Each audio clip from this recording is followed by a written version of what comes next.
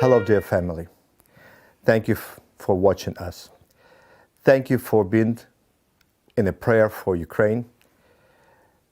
I would like to talk about situation in this great country.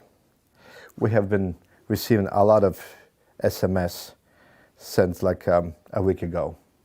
And almost every one of you, those who support Jewish Partner Initiative in our ministry, asking about the situation in Ukraine. That is about our concern too. A week ago, we were hoping that diplomacy will do the work of peace negotiation and there will be some agreements. But looks like a few days ago, Russian Federation declared the breakaway regions of Ukrainian eastern part be independent and recognize them as the sovereign republics with their original borders, which crossing the line of what they call the ceasefire.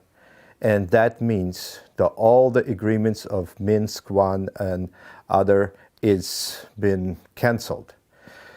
And that gives a lot of variety of thoughts what could happen, especially with the agreement of those republics, runaway republics, with the Russian Federation, with emergency help, military kind of joint exercise, even though they're talking about peaceful control of the borders, that right?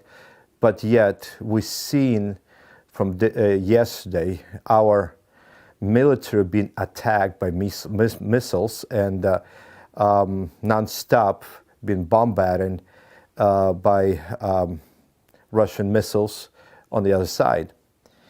It gives us a lot of worries and prayers. We ask pastors of the city to come and talk about what if.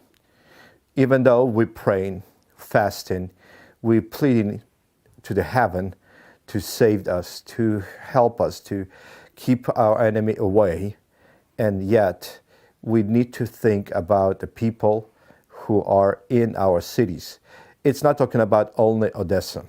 It's big cities from north to the east, south, and a lot of congregations and a lot of churches is preparing for wars. Even we believe that God can spare us and our enemy could be driven away, and we hope it will happen.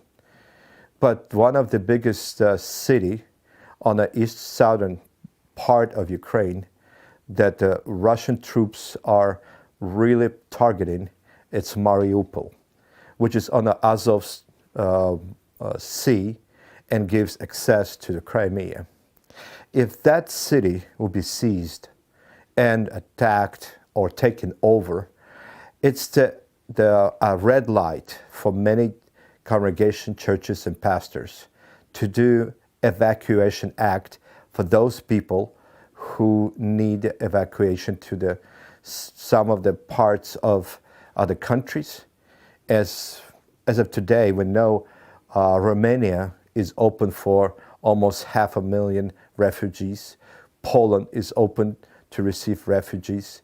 Yesterday, the Parliament of England, actually Prime Minister of England, he actually asked England to receive about 1 million refugees from Ukraine. I know it sounds very worry, but yet we believe God can help us and go through. So if God spare us, we will be great and we will do greatly. And I know because God promised to us a revival and missions work and help Ukraine to rise from the knees. But everything can happen, and we are prepared sometimes for wars. You might ask, what can you do? Or what are you doing in Odessa or Melitopol or Dnipropetrovsk and other?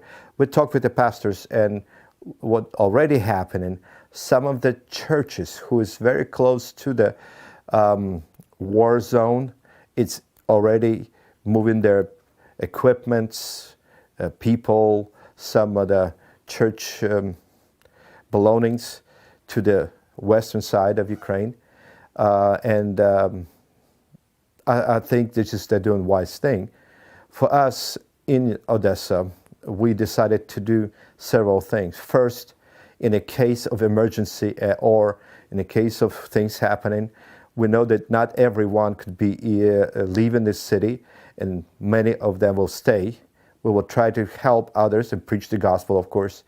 We'll try to put the food banks in the congregations to have food enough for 3 to 4 months during a siege or during this taking over, because shortage of food will be happen immediately. Fuel, not only for the car, for the generators to run the electricity. Water supply, first aid, it's needed at this moment very much. So, for example, if something would be wounded, how to conduct first aid, emergency can help, medicine, like heart medicine, antibiotics, pain relief. It's quite a needed things. So we ask them to help us with that, to have enough supply to help other people, which is, I know it's emergency, but this is what we do. And of course, as I said and mentioned, the Mariupol would be a red kind of dot or signal. If something happened in Mariupol, for many pastors, we agree this would be the sign to evacuate those who are most vulnerable, those who are on the list. And actually, by the way, Russian government, I don't know if that's true or not, but we receive in circulation the list of people who will be prosecuted, who will be, we'll say, they're executed possible, those who are against the Russian Orthodox churches, which is every other religions, would be as a target to take over, to interrogate, to put them in jails or killed. Also, we read this is the people who could be also prosecuted is the journalists, dissidents who fled Russia and Belarus for the freedom and are found in Ukraine, minorities, different minorities, and religious groups. It's a lot, because for Russian Federation, America is the enemy, the biggest one. It's always was, and I hope not will stay the same. But if America is the enemy, and America consider Protestant, the Protestants is the enemy. So it's on and on and on. I don't want to sound so scary, but we ask you to pray for us, stand fast with us, plead the heaven that God will actually turn our enemy away. It's like a fiddler on the roof. Somebody asked, is there any prayer for Tsar? And fiddler was saying, yes, indeed, there is one. Let God bless him and keep far away from us. This is what we'd like for us to happen, to keep our enemies away, that we can be a free nation, express our freedom, our religious confessions, the freedom of speech, the freedom to conduct our services. So that is what happened. And as of today, Ukrainian government announced a state emergency for, as you see, those regions that closer to the eastern and southern border. That means that a lot of restrictions. We have been seeing National Guards already in the city. We don't see the panic, I would like to say again. We don't see the panic. We see more people gather for maybe worse, but yet defend the city. We see the patriotism as rising up. A lot of people are really just like to see the Ukraine free. We've been persecuted for many years under the communists. We want to stay a free nation.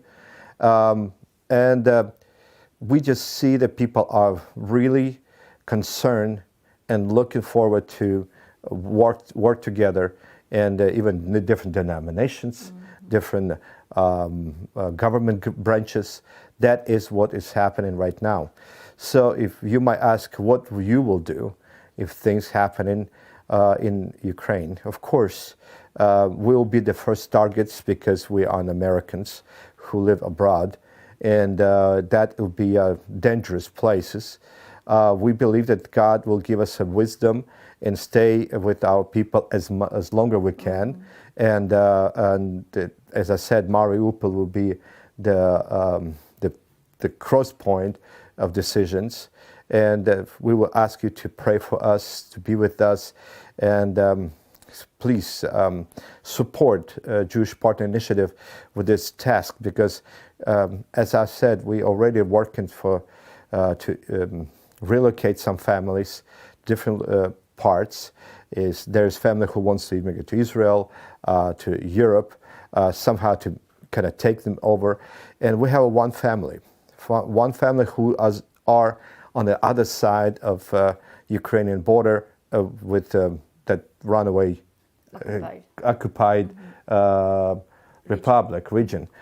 There's Jewish family, young couple. They were supposed to come to Odessa and be part of the congregation. They're believers. But because they were expecting the baby, they postponed their relocation.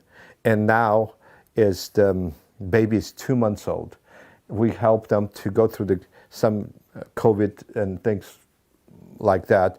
They are in desperation. We're looking for how to evacuate this family, at least over to Dnipropetrovsk or Kherson or other places, and then to Odessa and other places. Please pray for this family. I will not mention their name, otherwise it'd be dangerous for them. Our heart is broken.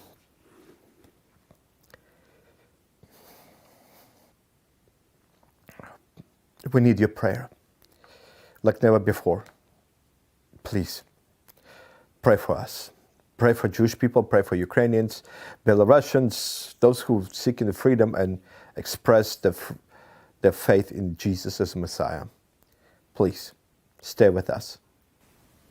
Thank you for praying with us. Thank you for sending messages. Thank you for inquiring like how the things going here. And we want to say that we're here, we're good, and we want to stay with people as much as we can to help them. If it's possible to evacuate, we know that right now we can help them more here, and if we need it, we will leave. We're in a constant communication with the American Embassy. Amen. And